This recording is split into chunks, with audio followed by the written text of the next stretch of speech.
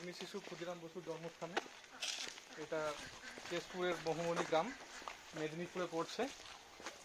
আমরা ডান দিকে ছাড়িয়ে এলাম ক্ষুদিরাম বসুর নামাঙ্কিত বিশ্রামাগার, এদিকে পড়ছে ক্ষুদিরাম বসুর নামাঙ্কিত পার্ক এবং সেই সঙ্গে পাশেই শহীদ ক্ষুদিরাম মুক্ত মঞ্চ, লেখা আছে মোহবনী জন্মভূমি এটা এবং জন্মস্থান। সেই সাথে দেখতে পাচ্ছেন এদিকে বাগান রয়েছে, বাগানে বিভিন্ন রকম ফুল রয়েছে।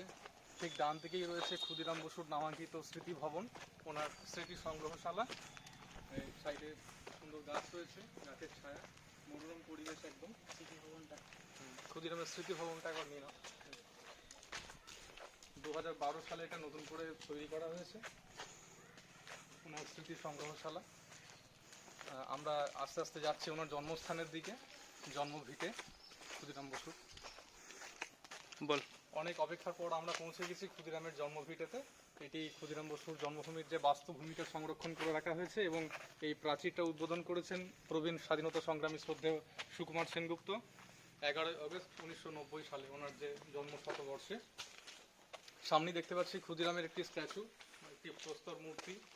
তার 18 বছর বয়সে তিনি যে মানে কীরকম ছিলেন, এই ছবিটি, এই মূর্তিটি দেখি সেটা অনুমান করা যায়। তার চরিত্র, তার মানসিক দৃঢ়তা। পিছনে রয়েছে বসুদের বাড়ি, পুরনো বাড়ি।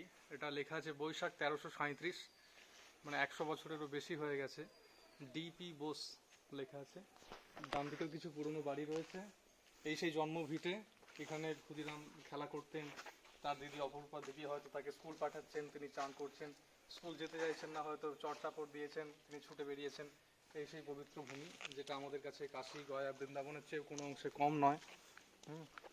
এদিকে একটি ইয়ে রয়েছে, এখানে জাতীয় পতাকা উত্তোলন হয়েছিল সম্ভবত, একটি ছোট্ট বেদি করা রয়েছে। এই দিকটা করে রয়েছে ক্ষুদিরাম বসু গ্রন্থাগার, যেটা পুরনো জায়গা, এখান থেকে নিয়ে যাওয়া হয়েছে ওখানেতে। আর ডান দিকে কিছু বাড়ি টাড়ি ছিল, ভেঙে গেছে, সেগুলো নতুন করে আবার বাড়ি তৈরি হচ্ছে। ওনার মূল যে জন্ম ভিটের যে বাড়িগুলি, সেগুলো এখন আর নেই, নষ্ট হয়ে গেছে। টোটালি এই জায়গাটা হচ্ছে ওনার জন্মস্থান, যেখানে আমরা এসেছি। অত্যন্ত মনোরম পরিবেশ, গাছগাছালিতে ঘেরা।